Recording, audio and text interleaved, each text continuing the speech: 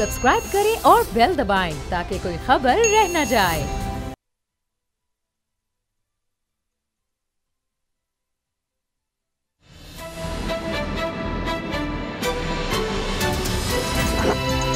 अब पता चला।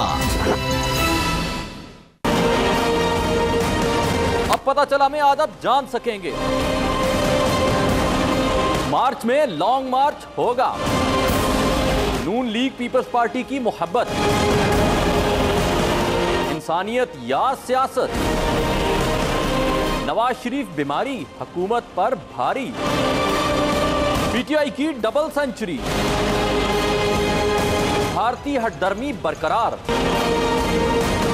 अस्सलामुअलैकुम नाज़रीन, प्रोग्राम में आपको खुशामदीद कहेंगे। मैं हूं आपके साथ सहरिश जुहेब और बाबर डोगर साहब, असद खरल साहब मामूल के मुताबिक मेरे साथ मौजूद हैं। आज बिलावल काफ़ी गुस्से में नज़र आए। उन्होंने बड़ी जज्बाती किस्म की आज प्रेस कॉन्फ्रेंस की, सहाफ़ियों को काफ़ी टाइम दिया, उनके सवालात के जवाब भी दिए, लेकिन जो गिले शिकवे उन्होंने किए, हुकूमत पर ताबड़तोड़ हमले किए। चेयरमैन नैब आगा सिराज दुरानी के घर छापे का नोटिस लें वरना हम एक्शन लेंगे। उन्होंने कहा कि नैब चेयरमैन ने एक्शन ना लिया तो फिर वो एक्शन लेंगे। जाली अकाउंट्स केस पिंडी में चलाने पर तहफ़्फ़ुज़ात का इजहार किया। 18वीं तरमीम के दिफा के लिए जेल भरो तहरीक शुरू करने का भी उन्होंने आमादगी उस पर जाहिर की। दूसरा, 3 विफाकी वज़रा पर कलअदम तंजीमों की हमदर्दी का इल्ज़ाम भी उन्होंने लगा दिया। काफ़ी जज्बाती किस्म की उनकी तकरीर थी, मतलब जो सवालात के जवाबात थे या प्रेस कॉन्फ्रेंस थी। दूसरा, आज वो सिंध असेंबली भी पहुंचे थे, जहां पर उन्होंने आज आगा सिराज दुरानी से मुलाकात की। वहां पर इज़हार एकचहती के लिए वो उनसे पहुंचे थे। उसके बाद मेहमान और जो मीडिया के नुमाइंदगान थे, उनके जो पासेस थे वो मनसूख कर दिए गए। वहां पर उन्होंने वक्त गुजारा, जिसके बाद खुर्रम शेर जमान ने यह गिला किया कि उन्होंने किस तरह सिंध असेंबली की बिजली और कमेटी रूम को इस्तेमाल किया, किस हैसियत से उन्होंने इस्तेमाल किया। खैर, ये आज सारी सूरत हाल थी जो ताबड़तोड़ हमले आज बिलावल ने किए हैं, जिस मूड में वो नजर आए हैं। असद खरल साहब, इतने गुस्से की आखिर वजह क्या थी? मेरा ख्याल है उसकी गुस्से की वजह यह है कि मेरा ख्याल है वो ठट्ठा और मजाक जो उड़ाया जा रहा है कि जिस तरीक़ा से पाकिस्तान में एक मजाक बना हुआ है। आज जिसकी इजाज़त करने में जो इज़हार यकजहती करने के हैं, किसकी, जो नैब का मुल्ज़म है वो सदारत कर रहा है, जिसको हवालात में होना चाहिए, जिसको नैब की कस्टडी में होना चाहिए, जेल में होना चाहिए था, वो सिंध असम्बली की सदारत इजलास की कर रहा है और परक्शन प्रिविलेज तमाम वो इंजॉय कर रहा है। और उसके बाद जो बिलावल साहब ने ये कहा कि चेयरमैन नैब इसका नोटिस लें वरना हम लेंगे, मुझे इससे बढ़िया और क्या धमकी है। जिस तरह आपने देखा पिछले चेयरमैन नैब के बारे में जरदारी साहब की ये रौनक आपने देखी थी एक इंटरव्यू में कि ये चेयरमैन नैब और नैब की क्या मजाल है। वो तो चले ठीक है, एक दरबारी चेयरमैन था जिसका नाम कमरुज़्ज़मान चौधरी था, जो अरबों रुपए की, करोड़ों रुपए की उसने लूट मार की, उसकी तो होश और बददास्तान है और उसको मैं इंशाल्लाह जल्दी टेक ऑन करूंगा। जिनके बारे में इमरान खान साहब ने कहा कि ये चेयरमैन नैब कमरुज़्ज़मान चौधरी जो तुम टैक्स पेयर के पैसे से लेकर बड़े बड़े डाकुओं और मुजरमों को, और जिसके बारे में सुप्रीम कोर्ट ने कहा था, उनकी वजह से अब तो चेयरमैन अच्छे हैं, पकड़ भी रहे हैं और चीखें भी निकल रही हैं। वो पंजाब हो या सिंध हो, ये चेयरमैन नैब ही है जिनकी जो वही नैब जो है। अब मामला तकलीफ किस चीज़ की है? अब बिलावल साहब को तकलीफ है मेगा मनी जो लैंडरिंग का केस है, जो ओमनी ग्रुप है वो भी नैब कर रहा है। सिराज दुरानी साहब को किसने गिरफ्तार किया? वो भी नैब ने गिरफ्तार किया। अब मुझे ये बताएं कि जो इस्लामाबाद जो अकाउंटेबिलिटी बोर्ड्स हैं या रावलपिंडी नैब का इस्लामाबाद के अंदर अफसर है, वो कोई किसी दुश्मन मुल्क के अंदर तो दफ्तर नहीं है, पाकिस्तान के अंदर है। और नैब का चेयरमैन जो है पूरे पाकिस्तान का है। और इन्होंने अगर करप्शन नहीं की, लूट मार नहीं की, ये तिलमिला क्यों रहे हैं कि वहाँ पे केस हमारा ना लेके जाया जाए। FIA की जब कार्रवाई हुई तो इन्होंने कहा जी बशीर मेमन साहब जो हैं उनकी फैमिली को इन्होंने उनका जीना दूभर कर दिया। उन्होंने हाई कोर्ट में जाकर प्रोटेक्शन के सुप्रीम कोर्ट तक दरखास्त की। FIA ने जब इन्वेस्टिगेशन शुरू की तो उनको प्रोटेक्शन के लिए सुप्रीम कोर्ट जाना पड़ा, उनको रेंजर की प्रोटेक्शन दी गई और बीच में JIT बनी है, नैब, ISI, बाकी इदारे डाले गए। अब मामला ये है, फिर आपने मुल्जिमों की बात से भी होने का देखा, वो इस्लामाबाद उनको शिफ्ट करना पड़ा अडयाला जेल में। अब फिर वही रोना धोना। अब मामला यह है कि बिलावल भुट्टो जरदारी साहब जो है, अच्छा, आप ये एहतसाब के अमल को रोका जाए, इनका रोना धोना, इसी वजह से यही आज उमर चीमा साहब ने भी रद्द-ए-अमल दिया, पाकिस्तान तहरीक इंसाफ का रद्द-ए-अमल भी यही है। बाबर डोगर साहब, ये जो एक्शन लेने की बात की है, मुझे ये बताएं कि ये क्या अब सियासी जमातें एक्शन लेंगी? ये किस किस्म का एक्शन लेंगे? अगर ये एक्शन लेंगे फिर तो होगी अकाउंटेबिलिटी, फिर तो हो गया एहतसाब, हो गए इदारे मजबूत। ये तो फिर ये बयान बिल्कुल उस जैसा ही लग रहा है, वो जो पर कुतरने की और वो नाखून तराशने की जो बातें हो रही थी, ये तो फिर उस जैसा बयान ही लग रहा है मुझे। इसी वजह से नैब ये कह रही है, सुप्रीम कोर्ट ये कह रही है कि इनकी अकाउंटेबिलिटी जो हो, इनका जो केस जो चले वो इस्लामाबाद में चले। ये जो धमकियां दे रहे हैं ना कि सिंध गवर्नमेंट के अंदर अगर हमारे बंदों पे हाथ डाला जाएगा तो हम एक्शन लेंगे। क्या एक्शन लेंगे? क्या नैब के बंदों के खिलाफ पर्चे दर्ज करवा देंगे? क्या करेंगे? ये धमकियां दे रहे हैं, ये नैब को धमकियां दे रहे हैं कि जनाब अगर हम पे जाएगा तो हम आपके खिलाफ भी कुछ करेंगे। पुलिस उनके कंट्रोल में, एडमिनिस्ट्रेशन उनके कंट्रोल में है। पहले ये कि सिंध की एडमिनिस्ट्रेशन, सिंध की पुलिस वो पहले ही नैब से कोऑपरेट नहीं कर रही। नैब को जेआईटी में और सुप्रीम कोर्ट में यही बात आई थी जिसपे हाई पावर जेआईटी जिसमें सिंध रेंजर के यही बात आई थी और जेआईटी रिपोर्ट में लिखा था कि सिंध गवर्नमेंट ने तावन नहीं किया, सिंध गवर्नमेंट ने जेआईटी को रिकॉर्ड नहीं पेश किया। चैम्बर में कराची में भी उस वक्त चीफ जस्टिस ने बुला के चीफ जस्टिस सिंध को बुलाया कि भाई आपके खिलाफ इससे ज्यादा क्या हो सकता है कि वो आपके इदारे कोऑपरेट नहीं कर रहे। डॉक्टर साहब रहे हैं कि पुलिस आपकी है, वहां पे इदारे आपके हैं, तो जिस तरीके से ना तो नैब के पास कोई गन्ने हैं, गन्स हैं, ना उनके पास यूनिफॉर्म है, ना एफआईए के पास सारी बातें ठीक और बदमाशी से कर रहे हैं। सर आप बदमाश दे रहे हैं। इन्होंने कह दिया है, इंडिया दे दिया है तहरीक चलाने का। ये जो इस किस्म की बातें की जा रही हैं कि एक्शन लेंगे, ये किस तरह, ये किस किस्म का एक्शन है? कैसे एक्शन हो सकता है? बाबर साहब क्या समझ आ रही है, क्या सोच रहे हैं ये लोग? देखिए सैरिश, आज 7 दिन रह गए हैं, आज 7 दिन रह गए हैं। जो फेक अकाउंट केस है उसका जो रेफरेंस कंप्लीट होना है वो 7 दिन में उसकी इन्वेस्टिगेशन कंप्लीट हो गए, रेफरेंसेस फाइनल होने हैं। तो जो टाइम गुजरता जा रहा है, आप देखिए बिलावल की जो कैफियत है वो दिन ब दिन बिगड़ती जा रही है। अब पहले कल वो परसों नवाज शरीफ से मिले, 2 दिन लाहौर में बैठे थे नवाज शरीफ से मुलाकात के लिए। उसके बाद अब जाके सिंध में प्रेस कॉन्फ्रेंस कर दी है और अब वो धमकियों पे उतर आए हैं कि उनको क्लियरली एक चीज़ नज़र आ रही है कि इसमें जो रेफरेंस दायर होने हैं अल्टीमेटली उनके अब्बू जी जो हैं उन्होंने अरेस्ट हो जाना है, उनकी फुफोजान जो है उन्होंने इसमें अरेस्ट हो जाना है। अरबों रुपए की जो करप्शन की हुई है, अरबों रुपए की जो लूटमार की है, अल्टीमेटली उसकी अकाउंटेबिलिटी होनी है। अगर ये बिलावल के हाथ दामन साफ है, अगर जरदारी साहब ने करप्शन नहीं की, अगर फ़यालपुर साहिबा ने करप्शन नहीं की, अगर उनके स्पीकर जो है उन्होंने करप्शन नहीं की, तो मैं चैलेंज करता हूं कि आप पंजाब में छोड़े, पाकिस्तान में छोड़े, दुनिया में कहीं किसी भी जगह जाके मेरी अकाउंटेबिलिटी कर लें। दुनिया में किसी कोने पे, दुनिया की कोई फोर्स, कहीं किसी को बुला के मेरी अकाउंटेबिलिटी कर लें। होना तो ये चाहिए कि जो पॉलिटिकल लीडरशिप है, वो लोग जो इलेक्शन लड़ते हैं, वो लोग जो ओहदे रखते हैं, उनको अपने आप को खुद अकाउंटेबिलिटी के लिए पेश करना चाहिए कि भाई मैं हाजिर हूँ, जिस मर्जी इदारे से मेरी अकाउंटेबिलिटी करवा लें। अगर कोई भी चीज़ इलीगल मेरे पे साबित हो जाए तो मुझे जेल में डाल दें, मुझे फांसी दे दें। मसला ये है कि इनसे पूछा जा रहा है कि भाई ये पैसे जो हैं, ये जो जाली अकाउंट्स हैं, ये जो इतना पैसा है ये कैसे आया, सिर्फ इतना पूछना है। जरदारी साहब से भी ये पूछा जा रहा है, नवाज शरीफ साहब से भी ये पूछा जा रहा है, जिसकी वजह से तिल मिला रहे हैं, बेचैनी का शिकार हैं। लेकिन बाबर साहब, असद साहब, मुझे ये बताएं कि आप नहीं समझते कि जो भी सूरत हाल बन गई है, अब आपको नहीं लगता कि नैब को चाहिए कि वो जो कुछ बरामद हुआ था आगा सिराज दुरानी के घर से, या जो कुछ उनको वहाँ पर मिला था जिस वजह से उन्होंने वहाँ पर छापा मारा था, वो तमाम हकायक अवाम के सामने लाए? कानूनी तौर पर तो ये बात ठीक नहीं लगती है, लेकिन ये सियासी जमातें खुद मामलात को इस नहज पर ले आती हैं कि ऐसा करना चाहिए ताकि देखें ना, ये तो पब्लिक परसेप्शन बना रहे हैं, बड़े आराम से इदारों के खिलाफ बातें कर रहे हैं, उनको अंडर प्रेशराइज करने की कोशिश कर रहे हैं ताकि वो किसी न किसी तरीके से इनको रिलीफ दें। और सैरिश, मुझे एक बात बताएं, और नैब ने अल्टीमेटली ये जो चीजें कोर्ट में लेके आनी है, नैब ने जो भी इन्वेंटरी बनाई है वो कोर्ट में लेके आ चुकी है, सब कुछ वहां पे नतबेल ना हो जाती है। सैरिश, मैं थोड़ा सा बताऊं आपको, सिर्फ ये आप देखें, एनवायरनमेंट देखें थोड़ा सा, अगर तमल से आपने देखा, ये सेकंड एपिसोड है जरदारी साहब की। एक दफा जरदारी साहब जब मुश्किल में फंसे थे तो उन्होंने कहा था इदारों की मैं ईंट से ईंट बजा दूंगा। ये 3 साल के लिए थे और हम हमेशा के लिए हैं। उसके बाद तो भागे थे और ईंटें इकट्ठी करते करते वो ईंटें तो इकट्ठी नहीं कर सकते और जिस तरह वापस आए वो भी आपको पता है। उसके बाद दूसरा मैं मिलाता हूँ नवाज शरीफ साहब का बयान, जब बावलपुर उन्होंने कहा था कि नैब जो है अपनी हद से बढ़ रहा है, उनकी हुकूमत थी, वो वज़ीर आज़म थे, और उन्होंने कहा हमने इनके पर तराशेंगे, इनके पर काटेंगे, बाल काटेंगे। वही परवेज़ रशीद साहब ने बयान दिया, वही स्पीकर ने दिया। अभी क्या मामला है, अभी वही दोबारा एपिसोड रिपीट हो गई है। अब ये करप्शन के मामले, आपको पता है अयान अली साहबा आ रही हैं पाकिस्तान में। अयान अली साहिबा बहुत सारा चीजें बयान दे के जा चुकी थी, आपको पता है सारी चीजें आपके सामने। इनका चीफ अकाउंटेंट जो ऑफिसर है वो असलम साहब, वो उनको लाया गया। अनवर मजीद साहब तो इनके जो तोते हैं सारे वो तो आ चुके हैं। उज़ैर बलोच उनके तोते ऑलरेडी पड़े हुए हैं।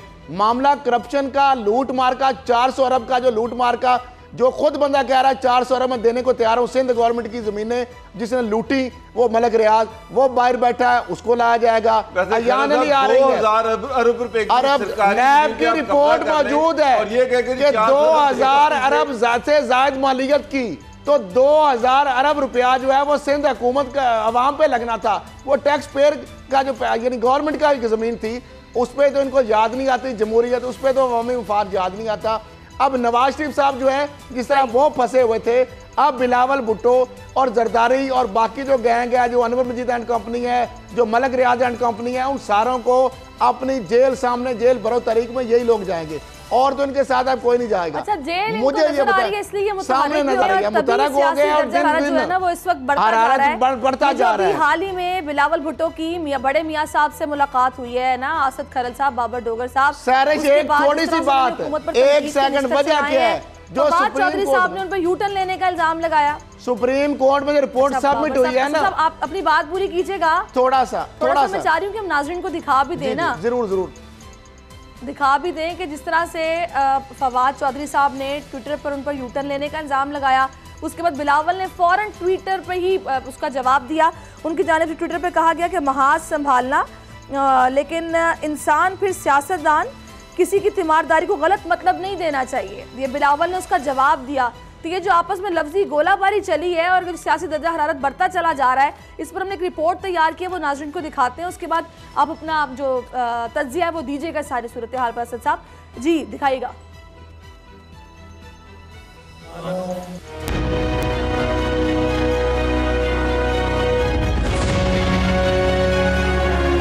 नवाज शरीफ की बीमारी पड़ रही है हुकूमत पर भारी। नवाज शरीफ का अस्पताल जाने से मुसलसल इनकार। क्या लीगी कायद कर रहे हैं डील पर इसरार? सियासी पंडित कर रहे हैं लंदन में इलाज की पेशगोई। क्या हुकूमत खुद नवाज शरीफ को लंदन भेजने पर है तुली हुई? अफवाहों के बाजार भी गर्म हैं। कहने वाले कह रहे हैं कि नवाज शरीफ लंदन गए तो वापस नहीं आएंगे। क्या है हकीकत, क्या फसाना? मुंतजिर है जमाना।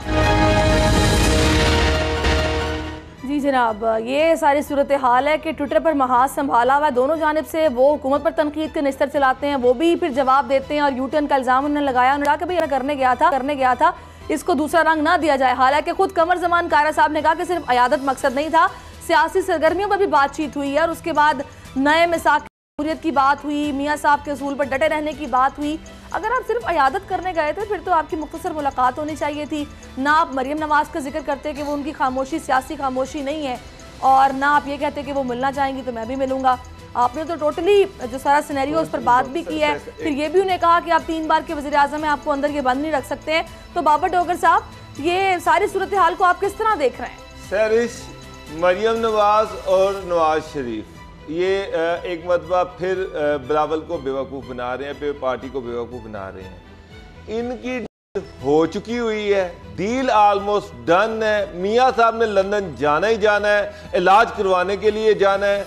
मुझे पता है कि डील के मेरी बहुत ही करीबी जो लोग हैं जिनके साथ डील हो रही, मेरी उनसे भी बात हुई है। इसमें सिर्फ 2-3 ऐसे नुक्ते हैं जिस पे निगोशिएट हो रहा है। जिस दिन वो भी उसमें भी दोनों साइडों से फ्लेक्सिबिलिटी शो की जा रही है। मियाँ साहब की तरफ से भी जो उनका एक सख्त स्टांस था उसमें फ्लेक्सिबिलिटी आ गई है। दूसरी तरफ दूसरे जो डील जो कर रहे हैं उनके स्टांस में भी थोड़ी सी फ्लेक्सिबिलिटी आई है और चीज़ें बड़ी स्पीड से सेटल हो रही हैं। मैं आपको बता रहा हूँ कि अगले 10-15 दिन बड़े अहम हैं और आप देखिएगा बड़ी स्पीड से चीज़ें सेटल हो रही हैं और मियाँ साहब आपको पता चलेगा फुर करके उड़ गए हैं लंदन। अब चीज़ें कुछ ऐसी हैं जिसमें जो डील करने वाले हैं वो मियाँ साहब से ये कह रहे हैं कि जनाब एक एग्रीमेंट होगा, उस एग्रीमेंट के तहत आप जाएंगे, आप लिख के देके जाएंगे डील को। जिस तरह से ये 2000 में एक डील नामा लिख के देके गए थे। मैंने अदालत पर अपने मामले को छोड़ा हुआ है, अदालत मुझे रिलीफ देगी तो मैं बाहर जाकर अपना इलाज करवाऊंगा। वो कह रहे हैं मुझे हुकूमत से कुछ नहीं चाहिए। यही पे ठहर जाए, मियाँ साहब यही चाह रहे हैं कि जनाब जो डील होनी है उसके तहत मुझे लीगल प्रोसीजर के मुताबिक और दूसरा अफ्रीक भी तो यही चाह रहा है डॉक्टर साहब माजरत के साथ, दूसरा अफ्रीक तो यही चाह रहा है ना। मैं इन राइटिंग लिख के दे के नहीं जाऊंगा, लेकिन आप मेरी बेल करवाएं और मेरा नाम ECL से निकलवाएं और मैं इलाज के बहाने में फुर करके उड़ जाऊंगा। दूसरी पार्टी जो है वो ये चाह रही है कि जनाब नहीं, आप ये डील इन राइटिंग लिख के लेकिन जाएंगे तो लीगल प्रोसेस के जरिए ना डॉक्टर साहब, आम लोगों की आंखों में तो धूल झोंकी जाएगी ना। जाएंगे तो इसी लीगल प्रोसेस के तहत, इससे तो आप एग्री करते हैं ना। लेकिन वो एग्रीमेंट तो पहले की तरह रख लिया, रिटन एग्रीमेंट भी तो होगा रिटन एग्रीमेंट में तो लिखा अरसा पाकिस्तान नहीं आऊंगा, और वो तो पहले भी लिखा गया, और उसमें यह भी लिखा जाएगा ये डील जो है कभी भी राज अफशा नहीं किया जाएगा, जिस तरह पहले लिखा गया था। लेकिन और मियां साहब इनकारी भी रहेंगे। लेकिन अब मियां साहब इस तरह की डील नहीं करना चाह रहे। लेकिन मैंने सुना है कि अल्टीमेटली जो दरमियान में लोग हैं, वो दोनों जो है जो दरमियान में लोग पड़े हुए हैं, उन्होंने इस पे एक हद तक दोनों पार्टी को किसी एक लेकिन सिचुएशन पे एग्री कर दी है। वैसे ये मजाक नहीं है भोंडा पाकिस्तान के साथ, और इमरान खान साहब का ये अकाउंटेबिलिटी प्रोसेस और आवाम जो उम्मीद लगा रही थी, और तीसरी जो ताकत को दिया, अगर नवाज शरीफ साहब अरबों रुपए की लूट मार करके फुर करके उड़ जाते हैं, तो मेरा ख्याल है ये सारा ये तमाशा है। इसमें गवर्नमेंट भी शामिल है। गवर्नमेंट तो शामिल होगी ना, उसके बगैर सारा कुछ गवर्नमेंट भी शामिल है। अब मामला ये है सैरिश, मामला ये है कि ये सारी रिपोर्ट्स बननी है मेडिकल की, अदालत का इसमें इशू नहीं है। अदालत को कैसे आप सही है, अदालत को आप देखें, एक बेवकूफ अगर कोई हुकूमत एक रिपोर्ट बना के डॉक्टर लिख देते हैं, अब अदालत डॉक्टरों की रिपोर्ट को तो चैलेंज नहीं कर सकती। अदालत जो है वकील नैब आएगा, दूसरी तरफ से यार सामने होंगी रिपोर्टें जो बन रही हैं, ट्वीट्स आ रहे हैं। अभी तो सिंध की भी ऑफर आ गई, वहां पर भी जाके मैं भी रिपोर्टें बनवा के आए। डॉक्टर साहब ने ये जो बात की है ना, जब अदालत के अंदर ये रिपोर्ट आ जाएगी कि नवाज शरीफ साहब का जो सारे डॉक्टरों ने लिखा, डॉक्टर जो लिखेंगे उसके मुताबिक अदालत ने फैसला करना है। अदालत के अंदर जब एक रिपोर्ट ऐसी आ जाती है कि ये मुलजम कोई भी हो, क्योंकि जाहिर बात है कानून का एक तकाजा, अदालत ने उसके मुताबिक चलना है कि इसका इलाज चूंकि डॉक्टर कह रहे हैं पाकिस्तान में मुमकिन नहीं है, इसकी जान को खतरा हो सकता है, लिहाजा इसको बाहर भिजवाना नागजीर है। अच्छा वैसे नागजीर है, बाबर साहब अदालत क्या करेगी? अदालत क्या करेगी? डॉक्टर किसके हैं, किस हुकूमत है? ये जो आज एक और बड़ा अहम सवाल है कि दोनों मामलात हैं, एक तो मुलाकात हुई, दूसरा प्रेस कॉन्फ्रेंस। ये जो आज प्रेस कॉन्फ्रेंस बिलावल ने किया, उसमें कुछ बिलावल ने दीगर जो कुछ हसास मामलात थे उन पर भी थोड़ी बातचीत की है। आपने उस सारे कंटेंट को किस तरह देखा है? क्योंकि आपको याद होगा माजी में जरदारी साहब भी ने कुछ ऐसी बात की थी और उसके बाद उसकी भरपाई वो आज तक नहीं कर सके हैं। तो मैं उस कंटेंट पर जानना चाह रही हूँ कि उस पर आपका पॉइंट ऑफ व्यू क्या है। देखिए चले मैं इसका जवाब आपसे लूंगी। कहा जा रहा है ब्रेक से वापस आते हैं तो फिर आप मुझे इसका जवाब दीजिएगा। नाज़रीन आप हमारे साथ रहिए।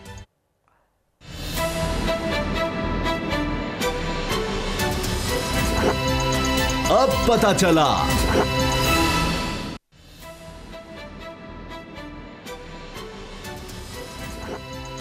अब पता चला।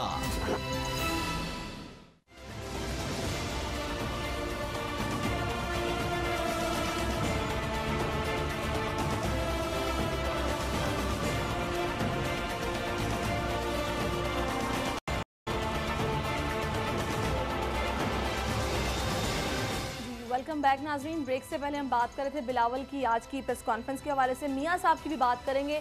उन्होंने भी हुकूमती ख़त जो है वो तैयार कर लिया, जवाब उन्होंने देना है उस पर, वो क्या कह रहे हैं, उनकी जानिब से क्या मौक़िफ़ इख्तियार किया गया, इस पर भी हम बात करेंगे। लेकिन असद साहब, मैं यही बात करना चाह रही थी कि बिलावल ने जो प्रेस कॉन्फ्रेंस किया उसमें कुछ अगर हसास मौज़ूआत पर भी जो उन्होंने बातचीत की है, उस सारे कॉन्टेंट को आपने किस तरह देखा है? मैंने जरदारी साहब का हवाला दिया कि माजी में कुछ वो भी इस तरह की उन्होंने बात की थी, इसकी भरपाई वो अभी तक नहीं कर सके हैं। क्या ये वो काम है जो कि जरदारी साहब ने बिलावल से करवा दिया है, जिससे बिलावल पूरी तरह इन्वॉल्व हो गए हैं और जो एतजाज़ ऐसे या दीगर पीपल्स पार्टी के रहनुमा नहीं चाह रहे थे कि ऐसा हो? क्या ख्याल है आपका? सैरिश, ये रिपीट एपिसोड में स्टार्ट में भी यही कहा था कि करप्शन के हवाले से और वो जो एक बयानिया उसके हवाले से बिलावल भुट्टो साहब और जरदारी साहब जो है, नवाज शरीफ साहब, जरदारी साहब, ये दोबारा फिर उसी डेस्परेट चूंकि हो चुके हैं और उसी जगह पे पहुंच चुके हैं। अब जो बिलावल भुट्टो जरदारी साहब ने ये कहा है कि जो कारदम तंजीमों के जो लोग हैं जिनको जेल में होना चाहिए, उसकी बजाय 3 बार जो वज़ीर आज़म है, यानी अब चूंकि आपस में घी शक्कर हो रहे हैं क्योंकि वो भी फंसने वाले हैं, वो उनको जेल में रखा हुआ है और वो बाहर दंदना रहे हैं।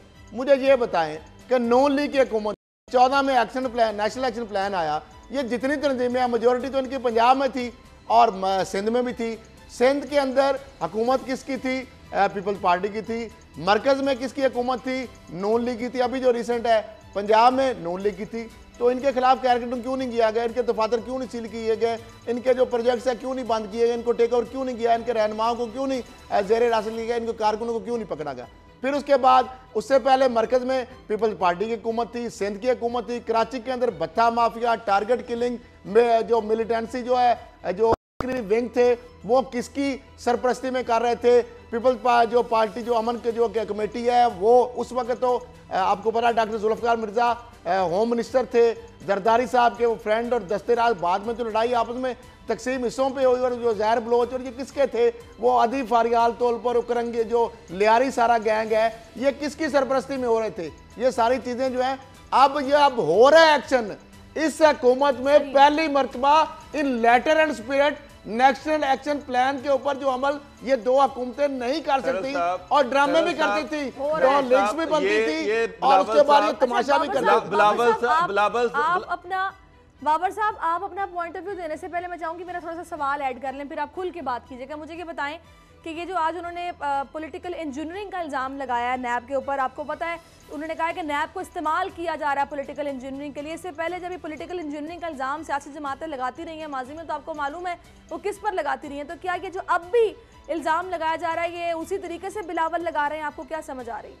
सर मुझे एक बात उन्हीं पर लगा रहे हैं। मुझे एक बात बताएं, ये बार बार पॉलिटिकल इंजीनियरिंग और फिर कभी कालेदम तंजीमें और ये जो सारा कुछ है, सारी दुनिया को क्या मैसेज देने की कोशिश कर रहे हैं? सारी दुनिया को वही जो नवाज शरीफ का नैरेटिव था, ये अब बिलावल भुट्टो से इनका नैरेटिव बन गया है कि जनाब ये कालेदम तंजीमें जो हैं कि जनाब पाकिस्तान में कालेदम तंजीमें जो हैं एक्टिवली फिर रही हैं और उनके खिलाफ कुछ एक्शन नहीं किया जा रहा। यकीन जाने मैंने खुद यही बात नवाज शरीफ कहता था आगे वज़ीर आज़म, इस वक्त जितना सख्त एक्शन तंजीमों के खिलाफ लिया जा रहा है आप सोच नहीं सकती। तंजीमों को तकरीबन डिसमेंटल कर दिया गया है, उनकी उनके जो एक्टिव जो लीडर थे वो सारे बंद किए जा रहे हैं, उनके मदारिस बंद हो गए हैं, उनके जो फलाही प्रोजेक्ट थे उनको बंद कर दिया गया है, उनकी फंड रेजिंग को बंद कर दिया गया है। अब इशू ये है कि वो लोग जो उनके स्टूडेंट थे, बिलावल साहब क्या चाहते हैं उन सबको जेलों में डाल दिया जाए। किस जुर्म में? जिस बंदे की कोई एक्टिविटी नहीं है, जिस बंदे पे कोई एचआरज ही नहीं है, कोई इल्ज़ाम ही नहीं है, तो उन सबको मेन धारे में लाया जाना चाहिए। ये काम 80s में भी किया गया था, आज भी ये कहते हैं कि अगर तालिबान को उस वक्त कंज्यूम कर लिया जाता, मेन धारे में लाया जाता, तो ये दहशतगर्दी का जो इतनी उनको तो उस वक्त इनके वज़ीर दाखिला मेजर रिटायर्ड नसीरुल्लाह बाबर वज़ीर दाखिला बेनज़ीर भुट्टो साहब आके वो कहते थे तालिबान हमारे बच्चे हैं। अब ये रिकॉर्ड अब जो पॉलिटिकल इंजीनियरिंग है उसकी तरफ आ जाए। जरदारी साहब खुद कह चुके कि जी फेक अकाउंट्स मेरे हैं, तो जिसके नाम पे बनाए हैं आपको क्या? अच्छा नवाज शरीफ साहब ने डॉक्टर साहब ये नाम पे बनाए गए वो उसको देखें। और फिर मियां साहब ये कहते थे जनाब अगर मेरे एसेट बियॉन्ड मीन है, अगर मेरे साथे जो है वो ज्यादा हैं तो आपको क्या तकलीफ है? ये बात जरदारी साहब भी करते हैं। बिलावल भुट्टो साहब बजाय इसको कभी पॉलिटिकल इंजीनियरिंग कहने के, कभी कुछ करने के, आप ये क्यों नहीं वजाहत करते कि ये फेक अकाउंट्स किसके हैं? बिलावल हाउस का जो खर्चा चलता रहा है इन अकाउंट से क्यों चलता रहा है? अच्छा हमने माजी में देखा है शहबाज शरीफ साहब को या नवाज शरीफ साहब को तो सुनना है हम लोगों ने कि अगर एक धेले की भी करप्शन की हो ना तो आप लोग मुझे पकड़ लीजिएगा, मैं इस्तीफा दे दूंगा, सियासत छोड़ दूंगा। अच्छा सुन लें, मेरे बाप ने या आसिफ अली जरदारी ने अगर 1 रुपए की भी करप्शन की हो तो हम सिंध हुकूमत छोड़ देंगे, वो उसको हम पता है अपनी ना, सियासत छोड़ देंगे। उन्होंने तो आज तक नहीं कहा। वो बाहर का पड़ा इसलिए समझदार है, कुछ फाउल नहीं कर रहा। आप देखें दो भाई बड़े समझदार हैं। शहबाज शरीफ साहब हमेशा जब भी बयान सुनेंगे वो कहते हैं मैंने एक धेले की करप्शन की होगी तो मुझे उल्टा लटका दे। नवाज शरीफ उनके बड़े भाई बड़े समझदार हैं, वो कहते हैं मैंने एक दमड़ी की करप्शन की हो, मैंने एक दमड़ी की करप्शन की हो तो मुझे उल्टा लटका रहे। सुन लेने समझदार कितने हैं। फिर नवाज शरीफ साहब ये कहते हैं कि कोई बेवकूफ ही होगा जो चोर अपने नाम पे सासे रखेगा। देखिए कोई ना कोई बात, और फिर दोनों के बयानिए मिल गए ना जरदारी और नवाज शरीफ के, क्योंकि man is known by the company keep. लेकिन एक डॉक्टर साहब की मैं एक्टिव इनको ऐड कर दूं कि बिलावल जो नवाज शरीफ साहब किसी को वो कहते हैं ना फांग भी नहीं देते माल्टे की, बिलावल भुट्टो जरदारी साहब जब उनके आए हैं पास, उनको कोई जूठा पानी या कोई माल्टा शाल्टा मौसमी खिला दिया है क्योंकि वो उनकी जबान बोलना शुरू हो गए हैं। शक्कर वाली चाय, शक्कर वाली, लगता है मरियम साहब ने कुछ उसमें मिला दी थी और वो उन्हीं की जुबान बोल रहे हैं। बाबर साहब Babar on a lighter note. ये जो भी मुलाकात हुई है, ये आज की प्रेस कॉन्फ्रेंस आपको उसका तसलसल तो नहीं लगती? जरदारी साहब का पैगाम वो लेकर गए थे और ये जो बिलावल है कहीं मियाँ साहब का पैगाम लेकर तो नहीं आई है कि जो खलाई मखलूक की बातें होती थी इससे पहले दूसरे अल्फाज में क्या ये वही बातें की गई हैं जो पॉलिटिकल देखिए मैंने कल ये बातें जो है ना, ये जरदारी साहब भी बेताशा दफा कर चुके हैं और अभी भी कर रहे हैं। ये जरदारी साहब वाली लाइन जो है उसको टो कर रहे हैं और नवाज शरीफ साहब की लाइन थी और ये जरदारी साहब की और सैरिश कल जब भी इनसे इनकी करप्शन के बारे में पूछा जाएगा, आप यही सुनेंगे जमहूरियत खतरे में है, 18वीं तरमीम खतरे में है और उसके साथ साथ जनाब ये गालियां देंगे एस्टेब्लिशमेंट को कि जनाब हमें ये हमारी पॉलिटिकल विक्टिमाइजेशन की जा रही है। यार आप एक करप्शन के जो चार्ज असल बात जो है ना सैरिश, आप थोड़ा सा अब आ जाए वक्त कम है, थोड़ी सी मियाँ साहब की बात कर लेना। वो ये कह रहे हैं कि भाई उन्होंने जवाब तैयार कर लिया हुकूमती खत का। वो ये कह रहे हैं कि मेरी जो तस्दीक की जा रही है, मुझे खाना बदोशों की तरह अस्पतालों में फिराया जा रहा है। 2 से 3 रोज में हुकूमती जो खत है उसका जवाब पहुंचा दिया जाएगा। अगर मुझे अदालत रिलीफ देगी तो मैं अपना इलाज खुद करवाऊंगा। वही बात है कि इज्जत की मौत बेहतर है, मुझे तस्दीक कबूल नहीं है। तो अब किसी ने रोका हुआ इलाज कराने से? भाई आप पैसे जमा करा दे, मैं गया था सैरिश, आप किसी ने रोका हुआ, वो कह रहे हैं मेरी तस्दीक हो रही है। आप किसी ने रोका हुआ है आपको? वहां पे लोग मर रहे हैं, पीएससी के जो डॉक्टर 2-4 थे वो भी इधर आ गए, शिफ्टों में ड्यूटियां लगी, दवाइयां जो थी वो भी नहीं मिल रही, हालात वहां पे थोड़े बहुत है वो भी इधर आ गए। मुझे सच बताएं, ये कह रहे हैं मैं खुद से कहा, मैं एक जर्नलिस्ट हूँ, आम आदमी हूँ, चले एक सिटीजन हूँ। मेरे ऊपर जो अटैक हुआ था 5 जून 2018 को, मैं सर्विसेज हॉस्पिटल सरकारी गया और जिस तरह डोगर साहब वहां पे मौजूद है, मैं बाहर नैब कास्तों के फटे हुए बैठा रहा और जब मैं दाखिल हुआ 20,000 रुपए की सबसे पहले उन्होंने मुझसे वसूल किया कि ये 20,000 रुपए यहाँ पे रखें। तो मामला यह है कि नवाज शरीफ साहब को किसी ने रोका तो नहीं हुआ पैसे जमा कराने से। मामला यह है जो अभी ये मामला मैं कल भी कहा था कैदियों की हालत ये है, मैं आपको बताऊं, ये मरीजों के भी रो रहे हैं, अगर ये दिखा दे कि जिस तरह से वो बेचारा वो कॉलेज का एडमिनिस्ट्रेटर जो था उसके हाथों में हथकड़ी लगी हुई थी और उसकी डेड बॉडी पड़ी हुई थी उसका अस्पताल में, वो भी हार्ट का पेशेंट था, उसको भी हार्ट अटैक हुआ और उसको उसकी डेड बॉडी जो सिंध के अंदर पड़ी हुई थी, जो के अंदर मर रहे हैं जेलों में, वो पर्चा के सीएम के ऊपर कराएं, जो पंजाब के अंदर कर रहे हैं। बस बाबर साहब मियाँ साहब जिस उम्र के हिस्से में है ना, इसमें बच्चा बन जाता है बूढ़ा आदमी, वो सीनियर सिटीजन है। अगर वो वही बात तो सारे सीनियर सिटीजन को जेलों से निकाल दें, तो सारे सीनियर सिटीजन को सारे निकाल दें जेलों से। हजारों सीनियर सिटीजन इनसे ज्यादा सीरियस बीमारियों में मुबतला उनको भी निकाल दें, मुझे उनका भी इक्वल राइट है। जी 2 मिनट मेहरबानी कर दें। अच्छा सर, मेरा सिर्फ ये कहना था कि मियाँ साहब के ऊपर चार्जेस हैं, अरबों रुपया लूटा है। लंदन में इनकी अरबों रुपए की प्रॉपर्टीज हैं, इनके बेटे लंदन के अमीर तरीन लोगों में से हैं। प्रॉपर्टी का, रियल एस्टेट का जो बिजनेस कर रहे हैं उसकी मालियत खरबों रुपए में है। आप ये कह रही हैं एक दमड़ी तो ये वापस देने को तैयार नहीं है, वो वापस याशियां कर रहे हैं। यहाँ पे गरीब अवाम का जो हाल हुआ है, 450 अरब रुपए देने को तैयार हो गए हैं। अभी दे कहाँ रहे, वो भी कहानी सुना के बाहर।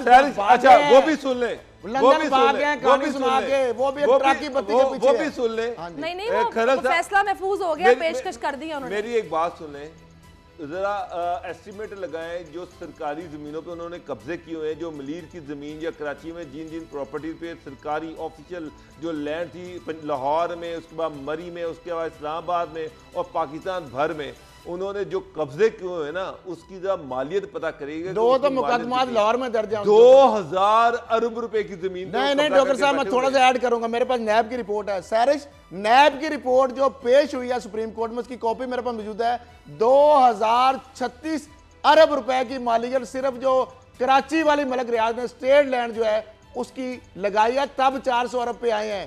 ये समझ रहे थे कि नैब को बैन कर रहे हैं। आप सोचे कि मलिक रियाज साहब अब ये चाह रहे हैं कि 2-2.5 हजार अरब रुपए की जगह 400 अरब रुपया, और वो भी 12 सालों में, 12 सालों में आसान किस्तों में। बाबर साहब, असद साहब, ये सारे हकायक अदालतों के सामने होंगे, बिल्कुल है, फैसला महफूज किया गया ना पेशकश पर, ये ऐसे थोड़ी होगा। वो जाहिर सी बात है, आप अगली सुन लेना सारे। बाबर साहब, आप बता दें आपको क्या मसला है, आपको क्या मसला है, आप क्यों नहीं चाहते कि मियाँ साहब बाहर जाके अपना इलाज कराएं? पैसे दे दें, जो लूटा माल इधर जिस तरह बाकी मुल्कों को बाकी, वरना सारों को बाहर भेज दें आप। मामला यह है कि मियाँ मंशा है 9 अरब की से ज्यादा, अब तो 11 अरब बन गए रुपए, मनी लॉन्ड्रिंग की, सेंट जेम्स में होटल बनाया, नैब जो लाहौर है उसको पकड़ नहीं सकता, वो कहता है जी मैं बहुत बड़ा हूँ। नैब इस्लामाबाद के अंदर बुला तो लिया, गया ही नहीं, वो गया ही नहीं है, पहले भी बुलाया, वो खाता नहीं लाता। नैब रावलपिंडी में केस पड़ा हुआ है, वहां पे वो नहीं जा रहा। जी जी असद साहब एक मिनट रुके। बाबर साहब देखें, सेहत का मामला है ना, मुझे ये बताएं कि क्या होगा, यहाँ जेल में पड़े रहेंगे तो पैसे दे देना, इलाज करवाएंगे, यहाँ उनके पड़े कितने रहने का क्या फायदा, इलाज कराएं, पैसे वो यहाँ रह के भी नहीं दे रहे ना, फिर वहाँ चले जाएं, जाके इलाज करवा लें अपना। बाबर जो डील हो रही है ना, डील में इनको पैसे भी देने पड़ेंगे, ये कोई फ्री में डील नहीं हो रही। बेटे नहीं मार रहे ना मलक रियाज, इसलिए वहां पे बैठे हुए हैं डॉक्टर साहब, वहां पे नहीं मार रहे वो बेटे, इनको पैसे भी देने पड़ेंगे। और मियां साहब जो है वो इस पर भी बजिद हैं कि ये भी मेंशन ना किया जाए कि डील के अंदर कि जी मैंने पैसे दिए हैं और उसके बाद मुझे बाहर जाने की इजाजत दी गई है।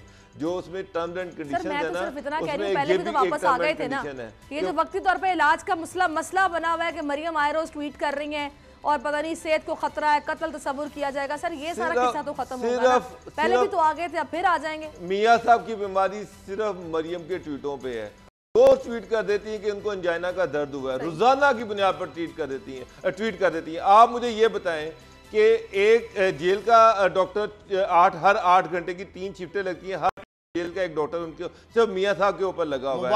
3 डॉक्टर एक शिफ्ट में, PIC के जो 3 डॉक्टर हैं कार्डियोलॉजी के, वो उनके ऊपर ड्यूटी पर लगे हुए हैं। मैं हैरान हूँ, उनको तो आज तक कभी कुछ मियां साहब ने कुछ नहीं बताया, और मरियम की कान में चुप करके बता देते हैं कि रात को मुझे अंजाइना का दर्द हुआ था। अगर डॉक्टर्स हैं उनको बताएं। मोबाइल ट्रीटमेंट आपकी होगी, बार बार जो आप बात कर रहे हैं कि जनाब मेरी ट्रीटमेंट नहीं की जा रही, मेरा मजाक उड़ाया जा रहा है। जब ये सिम्त में गए थे उस वक्त डॉक्टर ने इनसे कहा था कि आप PIC में चले जाएं, ये अपनी मर्जी से नहीं गए। फैसला आ गया था, बड़ी वो क्रिटिकल सिचुएशन थी, उस वक्त ये था कि शायद मियां साहब बाहर से नहीं आएंगे, किस तरह वो बेगम कुलसूम नवाज को बीमार छोड़कर आए, उन्होंने केसेस का सामना करना था तो वो आए ना। अब डील की बातें अपनी जगह पर, लेकिन जो वक्ती तौर पर एंजाइना के अटैक्स और जो सारा मसला बना हुआ है, मैं तो सिर्फ इसके हल की बात कर रही हूं। सर ये मामला अदालत में है। एक मिनट सैरिश, मुझे एक बात बताएं, इतने डॉक्टर्स के पैनल्स बैठे हैं, मुझे एक चीज बता दें, क्या ये ऐसी बीमारी है जिसका इलाज पाकिस्तान में नहीं है? मुझे जो डॉक्टर के पैनल है ना, से उसका जवाब दे दें। मैं यही तो बात कर रही हूं, क्या ये ऐसी बीमारी है जिसका पाकिस्तान में इलाज नहीं? भले इलाज मुमकिन है तो 22 करोड़ आबादी का मुल्क है, 10 करोड़ आबादी पंजाब की है, पंजाब के 10 करोड़ लोग जो कीड़े मकोड़े वो इन्हीं अस्पतालों में अपना इलाज करवा रहे हैं, इन जेलों में धक्के खा रहे हैं, वहां पे मर रहे हैं। अभी मियां साहब को जो ट्रीटमेंट मिलनी है वो VVIP ट्रीटमेंट मिलनी है, आम आदमी को वो ट्रीटमेंट नहीं मिलती। सही बात है, बेस्ट डॉक्टर जो है अवेलेबल वो उनका इलाज करवाएंगे, आम आदमी नहीं रहा तो लाइसेंस टू किल। ठीक है, अच्छा चले खैर, वो अब अदालतों में वो अदालत जैसे चाहे देखे, इस मामले को ज्यादा बेहतर समझते हैं उन्होंने किस तरह इनको डील करना है, इनकी दरखास्त को किस तरह देखना है, मेडिकल ग्राउंड्स हैं नहीं है, क्या हो सकता है, देखते हैं क्या बनता है। अब कुछ पाकिस्तान तहरीक इंसाफ की बात करते थे, तब्दीली की हुकूमत है सर, इक़्तिदार में पाकिस्तान तहरीक इंसाफ आई है, उसके बाद जनाब हुकूमत के इब्तदाई 200 रोज़ मुकम्मल हो गए हैं, अवाम पर 550 अरब रुपए का इजाफी बोझ डाल दिया गया है, 400 से ज़ायद वफाकी तरक्याती मनसूबे ख़त्म हुए हैं, मिनी बजट के जरिए 178 अरब रुपए के टैक्स का इजाफी बोझ डाला गया है, गैस की कीमतें बढ़ गई हैं, बिजली की कीमतें बढ़ गई हैं, मुल्की और गैर मुल्की कर्जे 2000 अरब से ज़ायद बढ़ गए हैं, और इब्तदाई 200 रोज़ में ज़र मुबादला के ज़खायर 1 अरब 75 करोड़ रुपए से जायद हो गए हैं। एक तरफ तज्जियाकार ये कह रहे हैं कि जब मुल्क बेहतरी की तरफ जाता है तो थोड़ी सी खेचल अवाम को उठानी पड़ती है, तकलीफ उठानी पड़ती है, तभी जो ये ज़र मुबादला के ज़खायर हैं इन चीज़ों में बेहतरी आती है। एक तरफ ये कहा जा रहा है कि भाई इनके फैसले ठीक नहीं है, इनकी नाकामी है, नाअहली है, मजीद बोझ डाल दिया। देखें ना, जो बिल मंजूर हुआ है पंजाब असम्बली में, किस तरह सबसे ज़्यादा तनख्वाह बढ़ गई है अब चीफ मिनिस्टर पंजाब की उस्मान बुज़दार साहब की।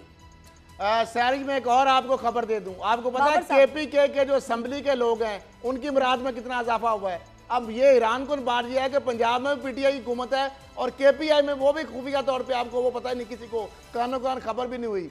वहाँ पे जो असेंबली के लोग हैं, वहाँ के जो उनके एहलकार हैं, उनकी मुराद में बेशबहा इजाफा, जो कि इमरान खान साहब को कानो कान खबर नहीं हुई। और कौन सा ये विजन है? नहीं सर, मेरा पॉइंट ऑफ व्यू सिर्फ इतना है कि जब अवाम इतने चक्की में महंगाई की पिस रहे हैं, उनको रिलीफ मिल नहीं रहा, इनको रिलीफ क्यों मिले? ये तो ठंडे कमरों में बैठ के फैसला करते हैं, कानून साजी नवाज शरीफ साहब ने कहा था तकदीर के फैसले, किस तरीके से इस तरह से मुराद दी जा रही है। फिर तो आप सल्यूट करें, सल्यूट करें शहबाज शरीफ को कि ये बिल जो था इजाफे का, सैलरीज में इजाफे का, ये 7 साल पहले बना था।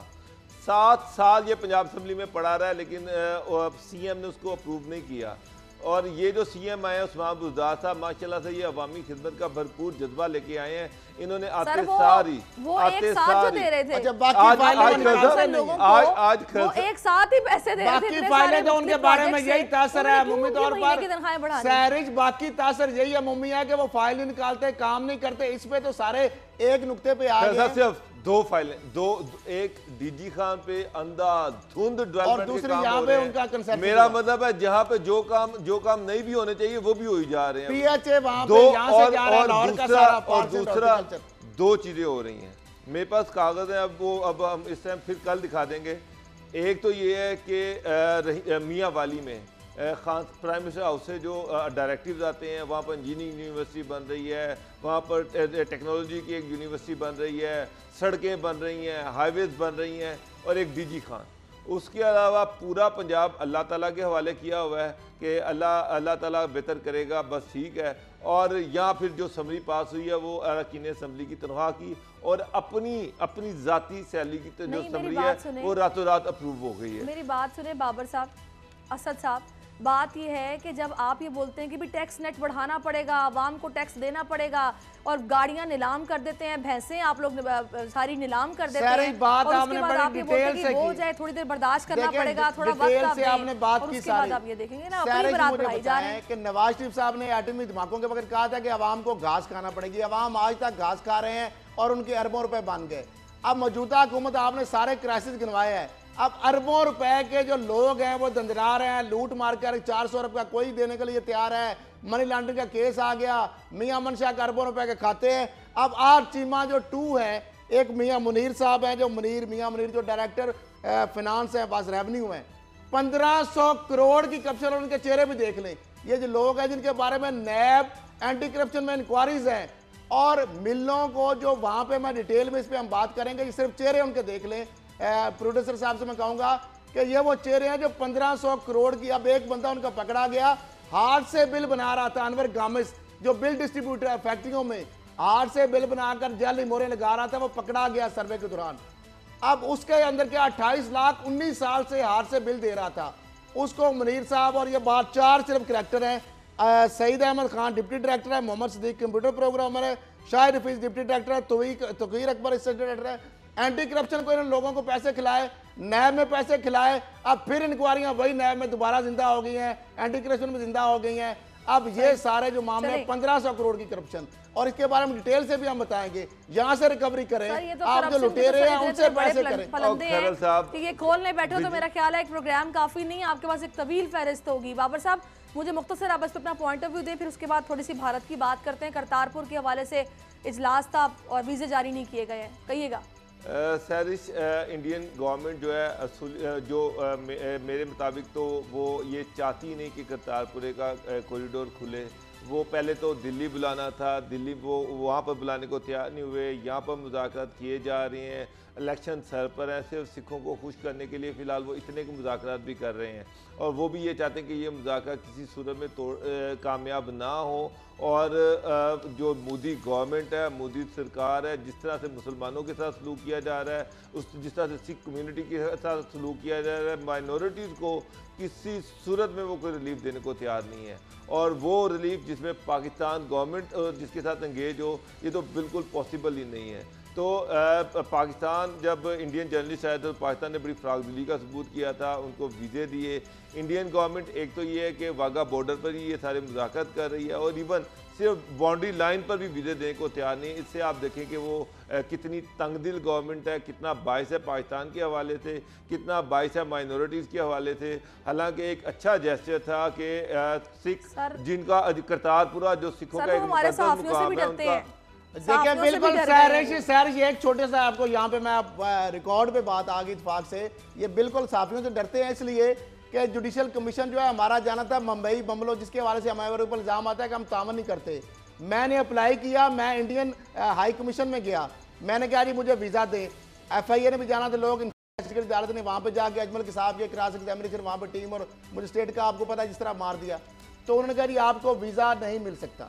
ये बिनियामिन मर्दान उनके सेक्रेटरी पॉलिटिकल से मेरी बात हुई, एम्बेसी में गया, वहाँ पे मेरी अच्छी खासी लड़ाई हुई। मैं कहा जी आप ये अमन की आशा तमाशा ये आप ये क्या ड्रामा कर रहे हैं, एक पत्रकार एक साहबी से आप डर रहे हैं, तो आप मुझे क्यों नहीं वीज़ा देते?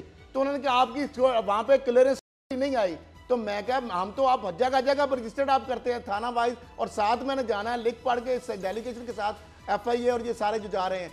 तो उन्होंने कहा आपकी क्लियरेंस नहीं, मैं कहा वजह क्या है? मैं कहा सारे तो साहबी जा रहे होते हैं। उन्होंने कहा आप पैट्रियट्स पाकिस्तानी हैं, आप मुहिब वतन पाकिस्तान है, आप हमारे रिडार में हैं।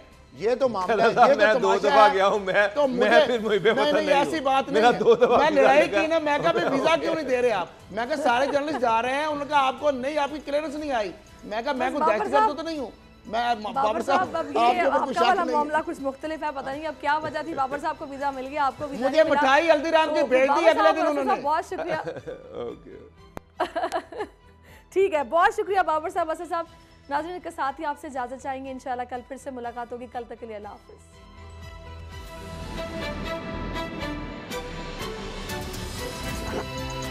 अब पता चला।